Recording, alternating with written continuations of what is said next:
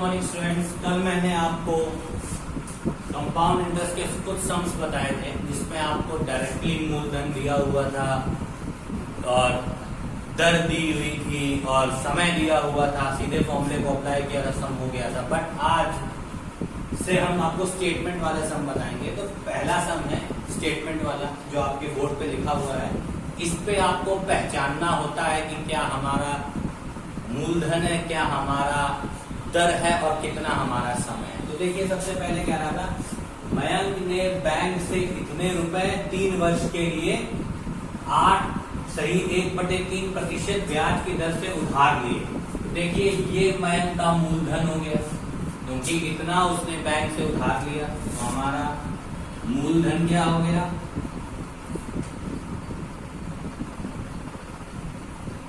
32,000। समय हमारा क्या हो गया, समय के आगे वर्ष लगा हुआ है 3 वर्ष। और दर हमारी क्या हो गई, 8/1/3%, मतलब 8 तो ये 24 और 1 25/3%। 3 वर्ष बाद बैंक को मयंक को कितने रुपए वापस देने होंगे। देखिए सम में थोड़ा सा सोचने की बात है। बैंक ने 32,000 रुपए जब मयंक को दिए, 3 वर्ष बाद जब बैंक मयंक से पैसा वापस लेगी तो खाली 32,000 थोड़ी लेगी, वो तो अपना 3 साल का इंटरेस्ट लगा के पैसा वापस लेगी। तो इसका मतलब इस मूलधन में मयंक द्वारा दिया गया ब्याज भी जुड़ा होगा। तो जब मूलधन में ब्याज जुड़ जाता है तो क्या बन जाता है, मिश्र धन। इसका मतलब हमसे मिश्र धन पूछा जा रहा है, तो मिश्र धन क्वेश्चन मार्क। अब देखिए सम में सबसे पहले आप फॉर्मूला अप्लाई कीजिए। कौन सा मिश्र धन निकालना है, तो मिश्र धन वाला formula A = P 1 + R/100 whole की पावर n, जहां पे n होता है समय। तो देखिए P कितना है, 32,000। R कितना आ गया हमारा, 25/3। देखिए 25 ऐसे ही लिखेंगे, बटे में 3 भी ऐसे ही लिख दीजिए, और जो ये 100 है इसको 3 के साथ मल्टीप्लाई करके नीचे लिख दीजिए। और समय हमारा कितना है, 3 वर्ष को मैंने। ठीक है स्टूडेंट, समझ में आ गया। अब देखिए कैसे करना है। 32,000 1 + 25/3 × 100 पावर 3, समय 3 वर्ष का। 25 एकदम 25, 25 चौको 100। तो 32,000 1 + ऊपर वाला 1 नीचे 4 और 3 का मल्टीप्लाई कर दीजिए, 4 3 12 होल पावर 3। अब देखिए 32,000। अब ये सॉल्व कैसे होगा, याद रखिए इसको सॉल्व करने का तरीका केवल और केवल एक होता है कि इसके अपॉन में कोई डिजिट नहीं है, इसीलिए इसके अपॉन में हम क्या कर लेते हैं, 1। एलसीएम आ जाता है मेरा 12। 1 का इस 12 में सबसे पहले डिवाइड करते हैं, तो 12 1 × 12, तो 12 भी आता है।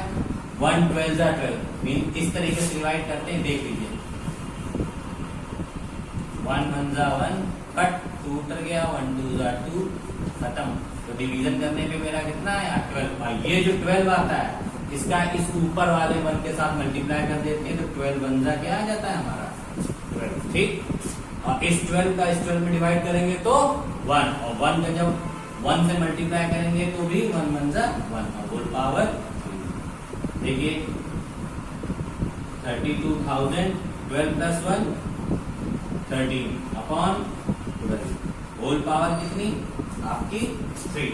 कोई कंफ्यूजन तो नहीं हो रहा है इतने में, अगर हो तो आप ध्यान से पूछेगा हमसे जरूर। आप देखिए इसमें होल की पावर 3 लिखी है, इसका मतलब इसको कितने बार लिखते हैं, 3 टाइम्स लिखते हैं,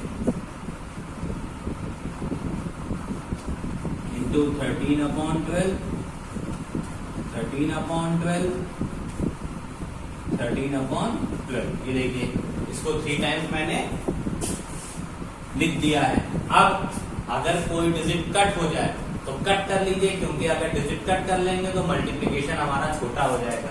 देखिए 4 3 12, 4 8 32, 8000। फिर करिए 4 3 12, 4 2 8, 2000 आ गया। अब आगे देखिए, हम यहाँ रफ कर रहे हैं इसको। अब रफ करने के बाद अब हमारी डिजिट आई है 2000 इंटू 13 अपॉन में अब की आ गया ये 3 इंटू 13 में फिर 3 इंटू 13 अपॉन, इधर वाले में डिजिट कट देंगे इसलिए 13 अपॉन 12। ये देखिए, ये वाला 3 मैंने यहां पे लिखा, ये वाला 3 ये आया, ये 12 कटाने था इसलिए इसको ऐसे लिख दिया। अब फिर हम कट करेंगे, 4 5 20, 500 आ गया, 4 3 12। ठीक है, तो अब मेरी डिजिट क्या हो गई, 500 इंटू 13 इंटू 13 इंटू 13 अपॉन 3 3 9, 3 27। ये आप ऐसे लिख लीजिए इसको।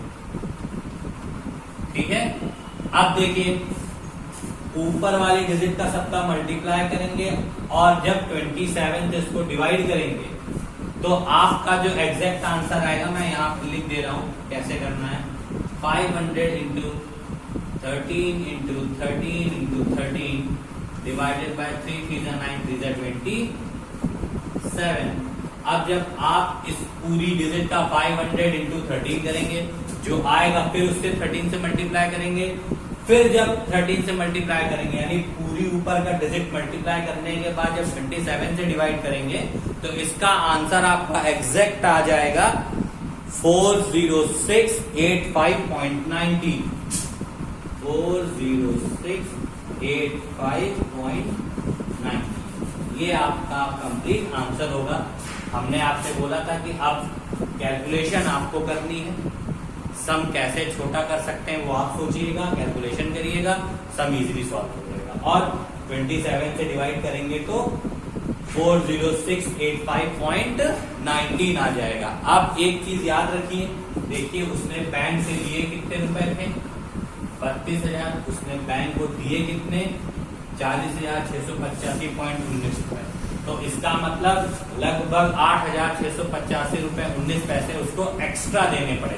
जो एक्स्ट्रा पैसे उसने दिए हैं वो है इंटरेस्ट, और 32,000 जो उसने वापस किए थे वो बैंक का अपना मूलधन था जो बैंक ने उस मयन को यूज करने के लिए दिए थे। तो ये देखिए, ये हमारा अमाउंट है, यानी ये मिश्र धन हुआ जो आपका आ गया 40,000, और मूलधन हमारा 32 था।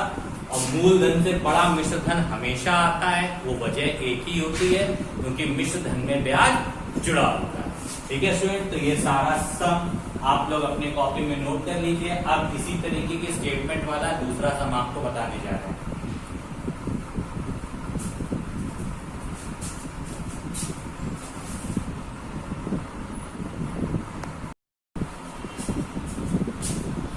देखिए स्टूडेंट, दूसरा सम आपका लिखा हुआ है, किस वार्षिक चक्रवृद्धि ब्याज की दर से रुपए 9,000 का कुल 2 वर्षों में इतना हो जाएगा।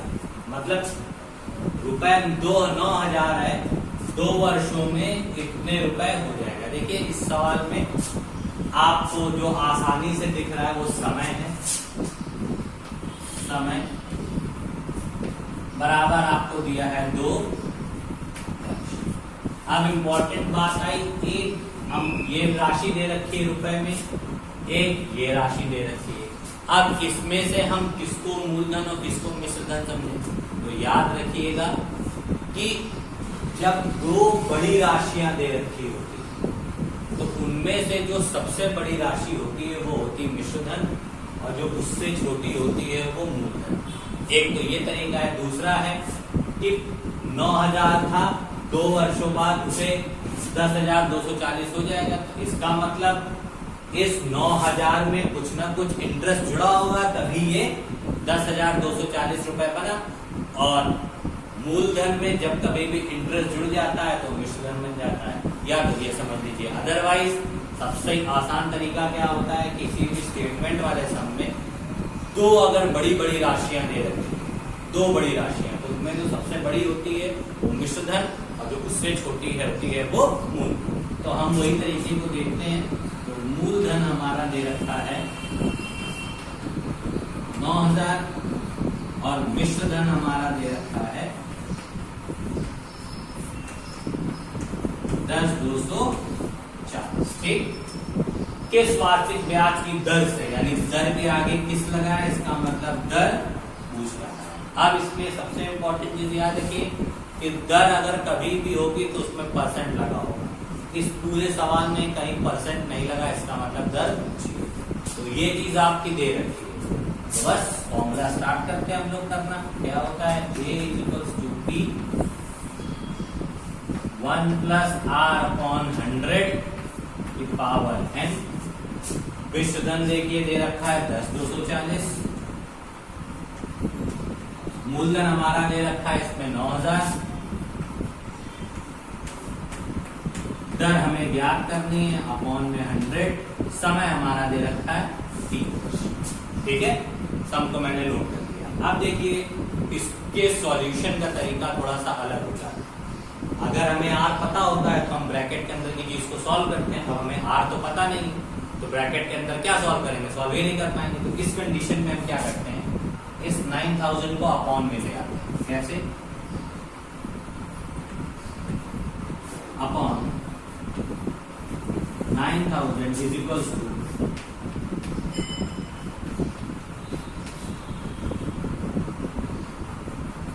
अब आप पूछेंगे सर ये नीचे क्यों आ गया। 9000 इसके साथ मल्टीप्लिकेशन में था इसलिए नीचे आ गया। ठीक है, अब देखिए स्टूडेंट, ये 0 से ये 0 कट हो गया। कट होने के बाद हमारी डिजिट क्या आई, 1024 अपॉन 900 = वह यहाँ पे 2 वर्ष दे रखा है, सॉरी यहाँ 2 वर्ष है स्टूडेंट्स, याद रखिएगा। गलती से मैंने 3 लिख दिया, यहाँ 2 वर्ष है। ठीक, 1 + R/100 n की जगह पे। ठीक है, अब देखिए सम्स में कैसे करना है। यहाँ गलती से हमने 3 लिख दिया था, समय 2 वर्ष दे रखा है। अब देखिए, अब इस सम को आगे सॉल्व करने के लिए हमें किसी भी तरीके से इस सम का स्क्वायर बनाना होगा। तो देखिए 90 का स्क्वायर तो हमको पता होता है 30 × 30 होता है। देखिए कैसे, अगर हम 1024 अपॉन 900 ब्रैकेट में 1 + R/100 की पावर 2 लिखते हैं। देखिए 1024 ऐसे लिख लिया, 30 × 30 हमारा होता है 900। ठीक है, इसका तो हमको पता है 100 की पावर n। अब इसका नहीं पता, इसका पता करने के लिए एक ही तरीका होता है, वो होता है एलसीएम। देखिए एलसीएम हम यहाँ निकाल के आपको दिखा रहे हैं। 1024 2 5 10 2 1 2 2 2 4 2 2 4 2 5 10 2 6 12 2 1 2 2 2 4 2 8 16 2 6 12 2 4 8 2 3 6 2 2 4 2 1 2 2 6 12 2 8 16 2 4 8 2 2 4 एंड 2 1। देखिए ये मैंने एलसीएम निकाल लिया इसका। सबने देख लिया एलसीएम। 30 2 बार लिखा हुआ है, इसका मतलब हमें हर संख्या का पेयर केवल और केवल कितनी कितनी बार करना है, 2 2 बार। देखिए कैसे, ये 2 की पावर 2 हो गई, ये 2 की पावर 2 हो गई, ये वाला 2 की पावर 2 हो गई, ये 2 की पावर 2, और फिर लास्ट में 2, ये भी हमारी 2 की पावर 2 हो गई। देखिए कितने 2 हो गए हमारे, 1 2 3 4 5। ठीक है, अब देखिए इसको कैसे मल्टीप्लाई करिए, 2 2 जा 4, 4 2 जा 8, 8 2 जा 16, 16 2 जा 32 और 32 की पावर क्या लगा दें 2, क्योंकि सब में 2 पावर लगी है। तो इसको भी हम क्या लिख सकते हैं 32 की पावर 2 और 30 into 30 है तो 30 को भी हम क्या लिख सकते हैं 30 की पावर 2, क्योंकि 30 को जब 2 टाइम्स लिखेंगे 30 into 30 तो 900 आ जाएगा। वैसे ही 32 को जब 2 टाइम्स लिखेंगे 32 into 32 तो 1024 आएगा। तो फिर से देख लीजिए, मैंने एलसीएम निकाल लिया, दो की डिजिट को पेयर के फॉर्म में कर दिया। दो की डिजिट क्यों ली, हमने नीचे देखा 30 into 30 यानी 32 टाइम्स लिखा है, इसका मतलब दो की पावर बनाएंगे। जब दो की पावर बन गई तो हमने मल्टीप्लाई करना शुरू किया, 2 2 जा 4, 2 जा 8, 16, 2 जा 32 और होल की पावर 2। ये ट्रिक है समझने की, ठीक है। तो अब मैं इसको रफ कर रहा हूँ क्योंकि अब आपको समझ में आ गया होगा ये 32 की पावर 2 कैसे आ गई। अब देखिए इसको as it is note down कर लीजिए।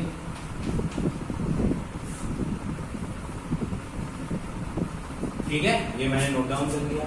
अब इस पूरी डिजिट को हम ऐसे लिख सकते हैं 32/30 whole power 2 is equal to 1 plus r/100 whole की पावर 2। ठीक है, ये मैंने लिख दिया। अब मैं इस सम को इधर सॉल्व करने जा रहा हूं।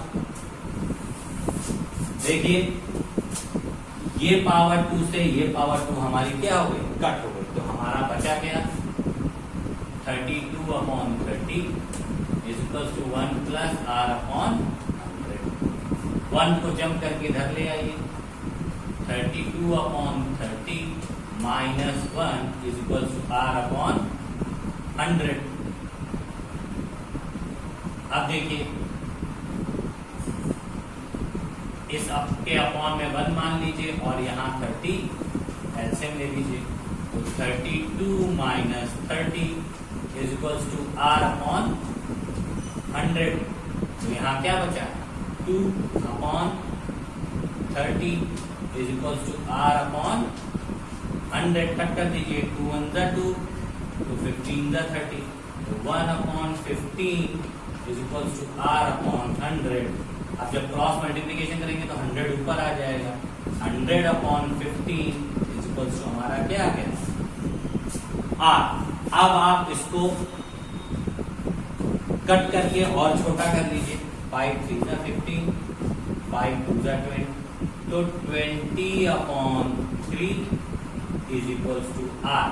तो हम अगर r की वैल्यू यहाँ निकालते हैं तो हम इस सम को ऊपर कर रहे हैं जिससे आपको दिखे r इज इक्वल टू हमारा आ गया 20/3%, क्योंकि रेट हमेशा किस में निकलता है परसेंट। तो चाहे तो परसेंट में लिख लीजिए, अदरवाइज इसको मिक्स फ्रैक्शन में बना के तब लिख लीजिए। इसको अगर मिक्स फ्रैक्शन में बनाएंगे 6 3 जा 18, 6 होल 2/3 आएगा, 6 होल 2/3%। ठीक है, चाहे आप ये लिख लीजिए, चाहे आप इसको मिक्स फ्रैक्शन में बना लीजिए। तो ये आपका सेकेंड सम हो गया। सॉल्यूशन थोड़ा सा लंबा था बट इजी वे में बताया हमने, जिससे सम आपको समझ में आया। तो स्टेटमेंट वाले सम के भी स्टार्टिंग है, आपको मैं कम सवाल बता रहा हूँ जिससे आपको समझ में आ जाए। बट सवाल को समझिएगा जरूर, वीडियो को देखिएगा जरूर, जिससे आप लोगों को सारा प्रोसेस अच्छी तरीके से समझ में आए। ओके स्टूडेंट्स, और कुछ भी नहीं समझ में आता है तो आप लोग पूछिएगा, क्योंकि गूगल मीट पे जब आपकी क्लास होती है तो आप तभी हम लोगों से क्वेश्चन कुछ भी पूछ पाएंगे जब आपने वीडियो देखी। ठीक है, जैसे ये 32 का स्क्वायर निकालना कैसे पता करेंगे 32, ये इंपॉर्टेंट तरीका था जो मैंने एलसीएम के फॉर्म में आपको निकाल के दिया है। तो स्टूडेंट इसको अच्छी तरीके से करिए, समझिए। कुछ भी नहीं आता है तो गूगल मीट पे पूछिए। Thank you and have a nice day.